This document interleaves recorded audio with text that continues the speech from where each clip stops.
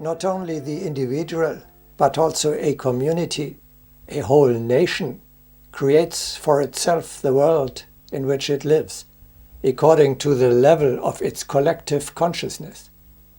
Everyone can study how different worldviews form different spiritual spaces in which peoples live in different ways. The Indians are living in a spiritual framework shaped by the Vedas, the Bhagavad Gita and Buddhism. We Western Europeans in a completely different one, brought about by Christianity, the Enlightenment and capitalism.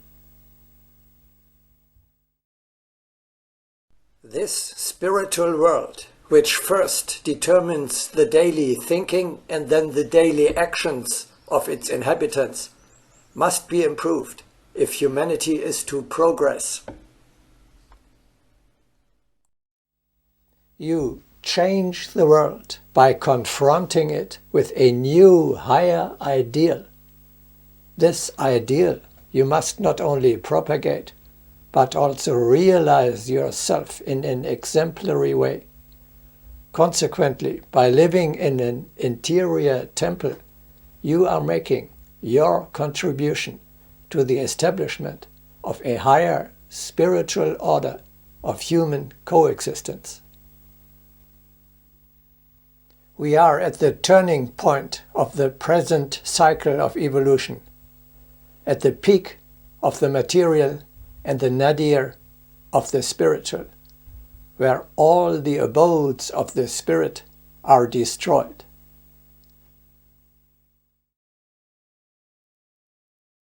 Licentiousness and coarseness have now reached incredible limits. Savagery has finally broken into the cities and disrupted all the implantations of the spirit.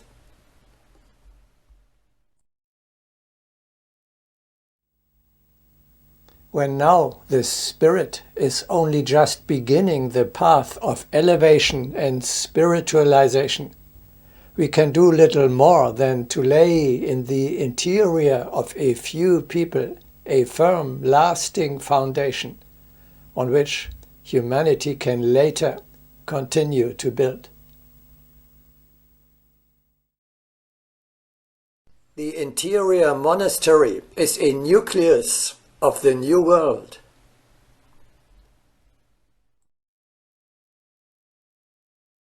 Like the holy mountain of Shangri-La or Noah's Ark, it offers protection against the tide of materialism and gathers those who belong to the race of the future. In this higher world, the spiritually minded can gather again, and those troubled and weighed down with care can find salvation. Let us build such centers.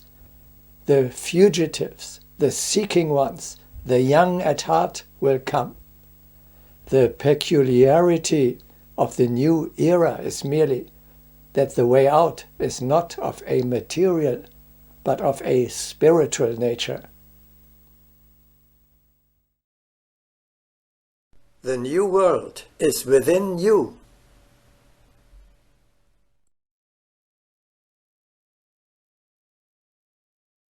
The kingdom of God cometh not with observation, neither shall they say, Lo here, or Lo there it is. For, behold, the kingdom of God is within you.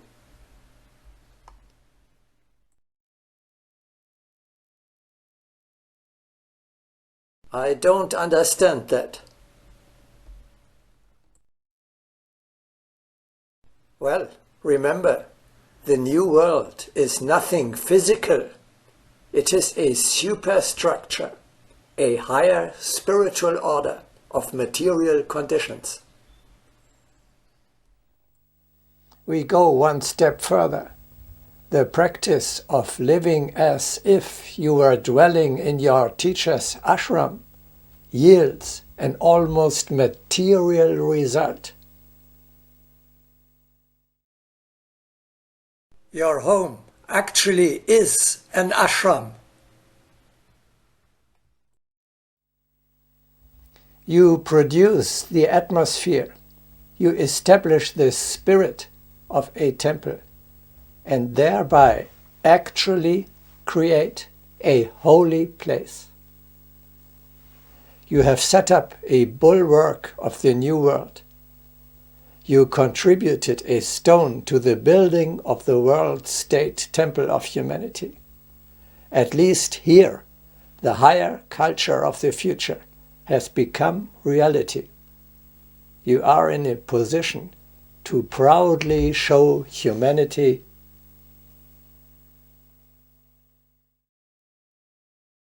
here is the new world.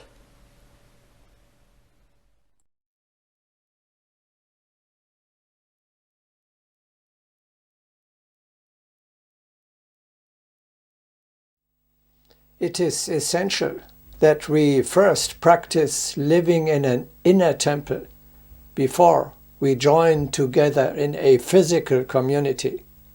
If the individuals do not master this exercise all alone, they will not succeed as a community either in building an outer temple. Anyone who wants to participate in the construction of the new world must first prove that he is able to live in his own home according to the laws of a sanctuary and keep his vibration high.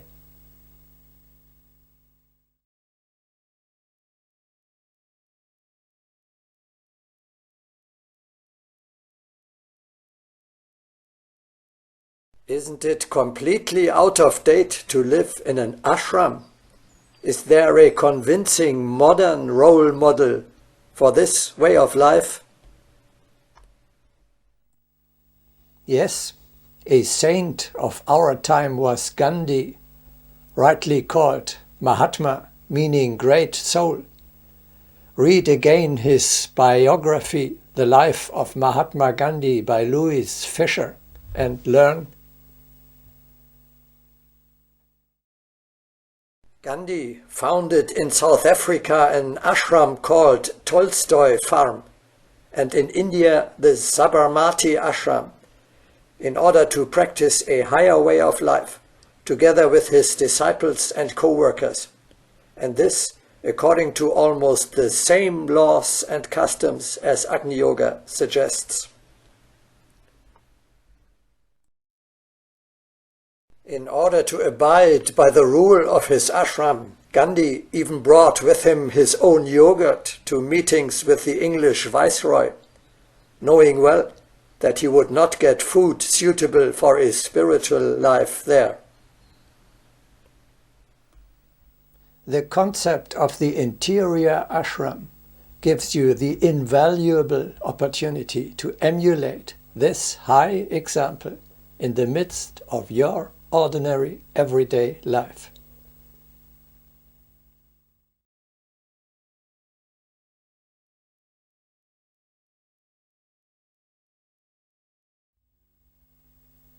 You will strive to the best of your abilities to expand your inner spiritual realm to the outside world, to other people, communities, settlements, and institutions, whom you will inspire by your example to also submit to the rule of the Spirit.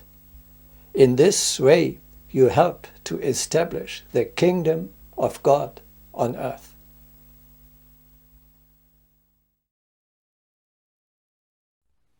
Such ashrams, like magnets, attract powerful hearts. They are nurseries of spirituality. Even material nature is transformed in the proximity of these towers.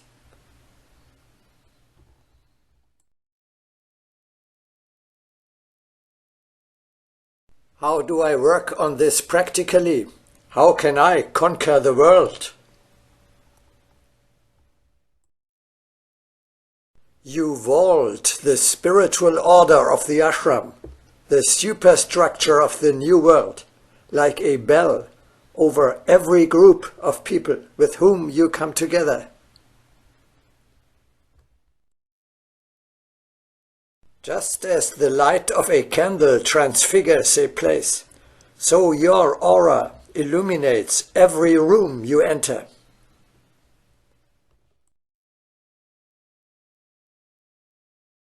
Wherever we are, wherever we go, we take our cell with us.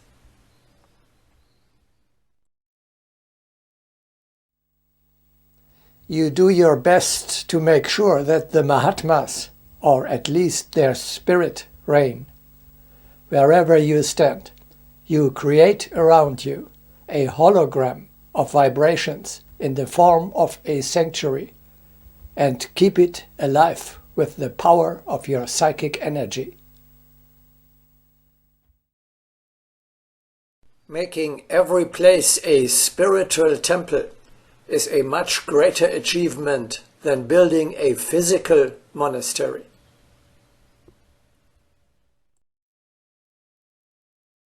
This inner work, this spiritual struggle against the surrounding low vibrations, is the adventure of the present time. You are building what needs to be built, the new world.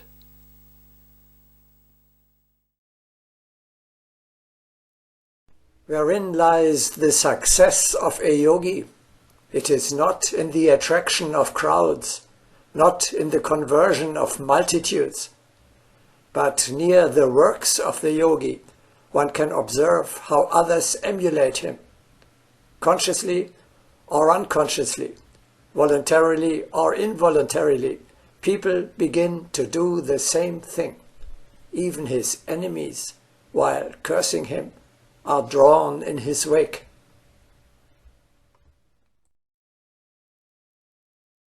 It is as if a special atmosphere had gathered about the actions of the yogi.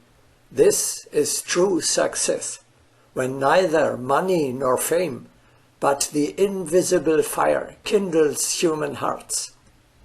Desiring to emulate him, these ignited hearts enter the yogi's atmosphere and bear away with them some drops of the creative dew.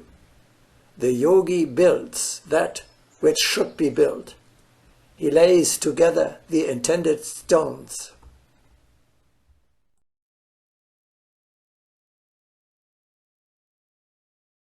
Again, that sounds rather abstract. Is there a practical example?